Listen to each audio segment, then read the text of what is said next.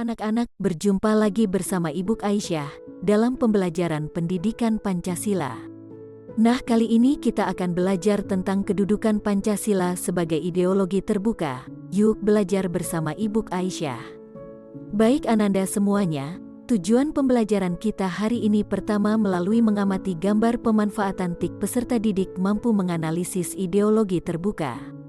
Kedua, melalui mengamati gambar penyalahgunaan media sosial peserta didik mampu menganalisis kedudukan Pancasila sebagai ideologi tertutup. Bagaimana Naak, siap untuk belajar? Baik Ananda, perhatikan dua gambar ini ya.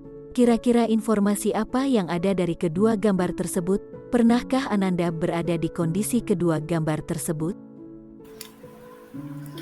Dari kedua gambar tadi dapat kita simpulkan bahwa ideologi itu berasal dari kata idea yang berarti konsep, cita-cita, sedangkan logos berarti ilmu atau gagasan.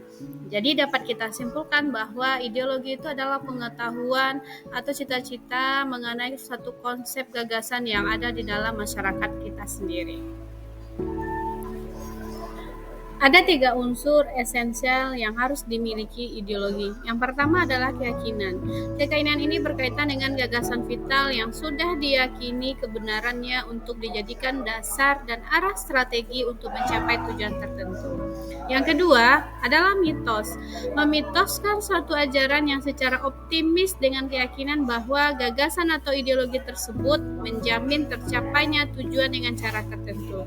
Yang ketiga adalah loyalitas. Ideologi menuntut keterlibatan optimal atas dasar loyalitas atau kesetiaan dari para subjek kedudukannya. Nah, Ananda sudah melihat kondisi dari dua gambar tersebut ya. Jadi dari gambar tersebut dapat kita analisis bahwa ideologi terbuka merupakan ideologi yang dapat berintegrasi dengan perkembangan zaman dan adanya dinami internal. Bagaimana ciri-cirinya? Nilai dan cita-citanya tidak dipaksakan dari luar, tetapi digali dan diambil dari kekayaan rohani, moral dan budaya masyarakat itu sendiri, tidak bersifat kaku, dan mampu mengikuti perkembangan zaman.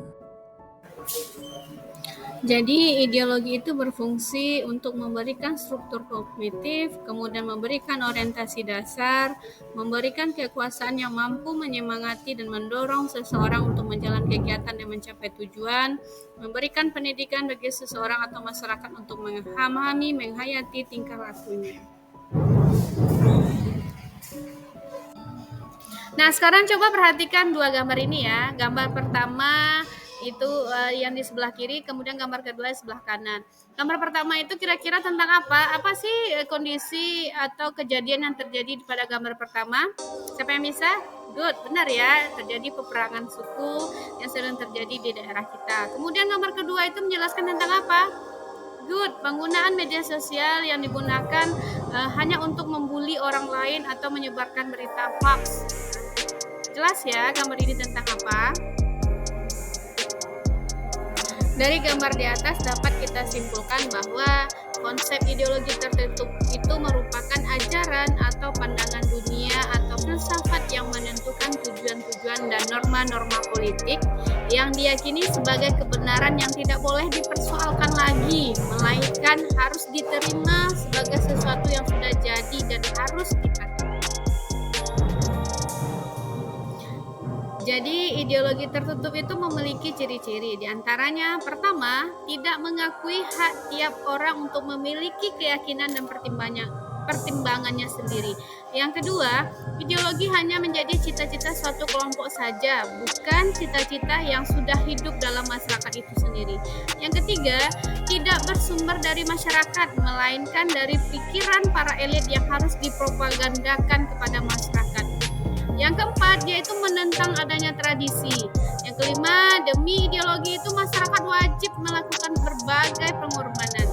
Masyarakat harus patuh dan taat terhadap ideologi tertutup. Dia bersifat totaliter, hak asasi demokrasi dan keberagaman di Indonesia itu tidak diakui. Baik Anda semuanya, tadi sudah dipaparkan mulai dari bagaimana konsep ideologi, kemudian ternyata ideologi itu terbagi atas dua, ada ideologi tertutup dan ada ideologi terbuka.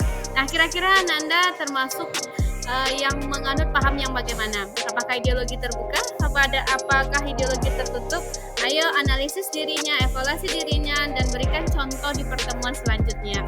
Selamat belajaran Anda semuanya.